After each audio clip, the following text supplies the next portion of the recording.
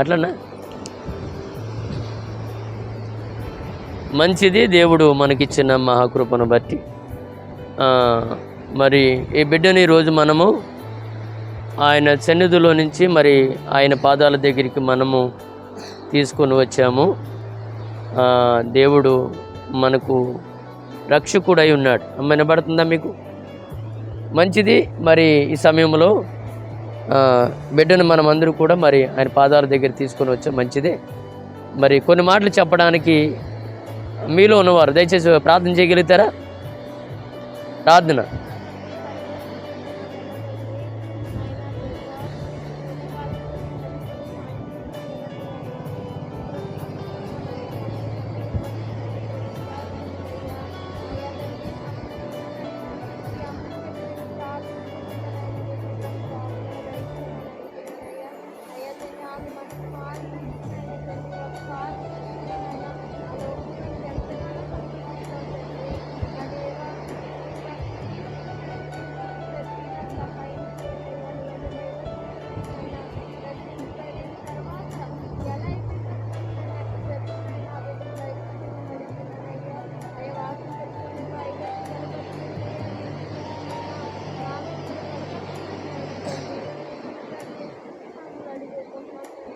Amen.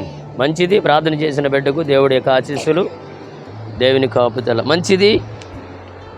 మరి సమయంలో దేవుని యొక్క మహాకృపను బట్టి మనలందరినీ కూడా దేవుడు కాపాడి ఉన్నాడు. నాకా చూడు, నాకా చూడు. మంచిది. దేవుడు మన ఈ సమయంలో మరి 2-3 మాటలు చెప్పి కొన్ని హెచ్చరికలు ఉన్నాయి. దేవుడు అంటున్నాడు, క్రీస్తునందున్న వారికి ఏ శిక్ష విధివు లేదట.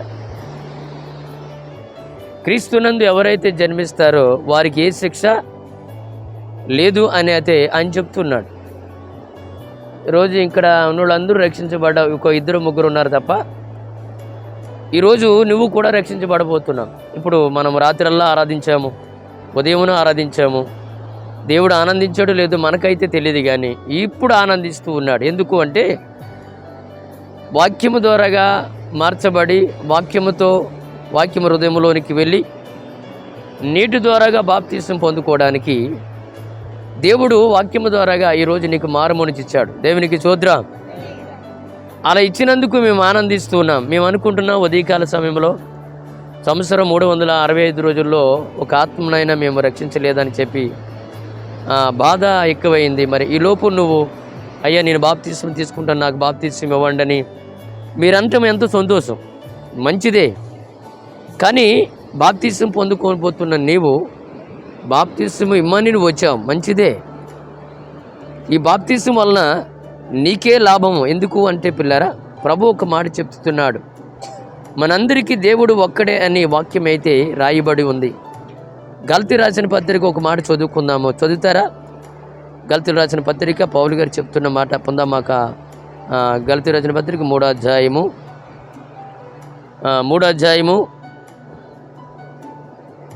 27 చదువుతారా? క్రీస్తులోనికి బాప్తీసం పొందిన మీరందరూ ఎవరిని ధరించుకుంటున్నారు? ఎవరైతే క్రీస్తులో బాప్తీసం తీసుకుంటారో వారు ఎవరిని ధరించుకుంటున్నారు అంటే క్రీస్తుని ధరించుకుంటున్నారు.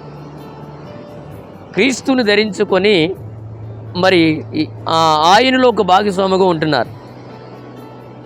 క్రీస్తులోనికి ఎవరైతే మన బాప్తీసం పొందుకొని మారుమనసు పొందుకొని పాప క్షమాపణ నిమిత్తము యేసుక్రీస్తు నామములో మన బాప్తీసం పొందుకుంటామో యేసు ప్రభు అంటున్నాడు ఆయన నూతన జన్మంగా ఇచ్చాడు. ఈరోజు 2025లో నుంచి 2026లోనికి మనం అడిగి పెట్టాము.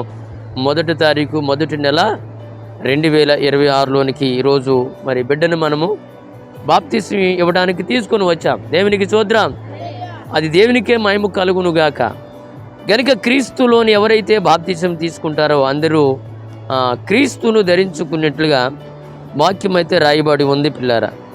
గనుక ఇక్కడ స్త్రీ అని లేదంట, పురుషుడు అని లేదట, ఎవరైనా మారుమనసు వచ్చిన తర్వాత ఖచ్చితంగా బాప్తీసం పొందుకోవాలి అని రాయబడి ఉంది. ఇంకో మాట కూడా చదువుకొని మనము బాప్తీసంలోనికి వెళ్ళిపోదాం. తర్వాత ఇది అయిన తర్వాత కొన్ని మాటలు మరి అమ్మను అడిగిదాము, దయచేసి ఏం చెప్తారు మనము ఆ మాటల్లో మనం విందాము. అలాగే ఎఫెసీయులకు రాసిన పత్రిక 4వ అధ్యాయము 5వ వచనం చూద్దామమ్మా. ప్రభు ఒక్కటే, విశ్వాసం ఒకటి, బాప్తిసం ఒకటి, అందరికీ తండ్రి అయిన దేవుడు ఒక్కడే అని బైబిల్ మనకు రాయబడి ఉంది. మంచిదే, విశ్వాసం ఒకటే, బాప్తిసం ఒకటే అని లేఖనాలు చెప్పినట్లుగా ఆయన అంటాడు, క్రీస్తునందు ఎవరైతే జన్మిస్తారో వారికి శిక్ష విధి లేదట. అలా ఉండాలని ఇప్పుడు నాగమ్మ గారిని కొందరు అనుకుంటూ ఉంటారు. కొందరు ఏమనుకుంటారు అని అంటే, ఏమండి ఈ వయసులో బాప్తిసం తీసుకుంటున్నారు, మీరు ఏమైనా మోసం చేస్తున్నారని చెప్పి అనుకుంటున్న వారు కూడా ఉన్నారు. ఇందులో మోసాలు, మోసం చేయటము అవన్నీ ఏమీ లేవు. మోసం చేయడం కానీ మోసపరచడం కానీ ఏమీ లేదు. బాప్తిసం ఇవ్వడానికి ఆమె వచ్చింది, మేము ఇస్తూ ఉన్నాం. అవునా కదమ్మా చంగబిడ్డలు? ఇందులో బలవంతం ఏమైనా ఉందా? ఏమీ లేదు. తర్వాత చేద్దాం. బలవంతం ఏమీ లేదు. ఇప్పుడు పోనీ తల్లిని అడిగిద్దాం, ఒకవేళ మరి ఏమైనా మేమే బలవంతంగా చేసామో లేకపోతే మత మార్పిడి చేసామని కొందరు ఎందుకు పనికిరాని మాటలు మాట్లాడుతూ ఉంటారు సేవకుల మీద. అసలు ఆలోచించకుండా మాట్లాడుతూ ఉంటారు పిల్లరా. ఇందులో మత మార్పుడు కానీ బలవంతము కానీ లేదు. ఇది ఏంటంటే క్రీస్తు మార్గము, అనగా క్రీస్తు మార్గము ధరిచి కాబట్టి క్రీస్తు మార్గములో ఎవరైతే ఉంటారో వారి నిత్య రాజ్యానికి వారసులని బైబిల్ చెప్తుంది. సరే, ఒకవేళ మీ మాటల్లో ఒకటైతే ఆమెను అడిగిదాం. ఇందులో ఒకవేళ మేమేమైనా మా సొంత ప్రయత్నం చేసి తీసుకొచ్చామో లేదు, లేకపోతే తన ఇష్ట ప్రకారంగా తీసుకొని వచ్చామో ఒకసారి అడిగిదాం. అమ్మా మీ పేరేంటమ్మా? నాగేమ్మ. చెప్పండి. దోన్ నాగేమ్మ. బాప్తిసం తీసుకోవడం మీకు అంగీకారమేనా? లేకపోతే ఎవరైనా సేవకులైనా మిమ్మల్ని ఇబ్బంది పెట్టి తీసుకోమని? ఇబ్బంది పెట్టలేదు. నీ చెప్పమంటున్నా అలా చెబుతున్నా, లేకపోతే నీ సొంత ప్రయత్నమేనా? నా సొంతగా చేసుకున్నా. అంటే వాక్యం వినటం వలన నీకు మారుమూడికి వచ్చింది, బాప్తిసం అని నా దగ్గరికి వచ్చారు. అంతే కదా? అంతేనండి. అంతే కదా? బలవంతం లేదు కదా? బలవంతం కాదండి. మత మార్పిడులు గట్ట ఏమీ లేదండి. అంటే క్రీస్తు మార్గాన్ని తెలుసుకున్నావు, మరణిస్తే ఆయన రాజ్యానికి వెళ్ళాలి అని విశ్వాసంతో వచ్చావు. అవును కదా? విన్నారు కదా? ఇందులో మత మార్పులు కానీ అన్నీ ఏమీ లేవు. ఎందుకంటే చూస్తున్న వారికి అలా కనబడుతుంది. ఎవరిని మత మార్చాలని కానీ ఏమీ లేదు కనుక అది ఇప్పుడు విన్నారు కదా.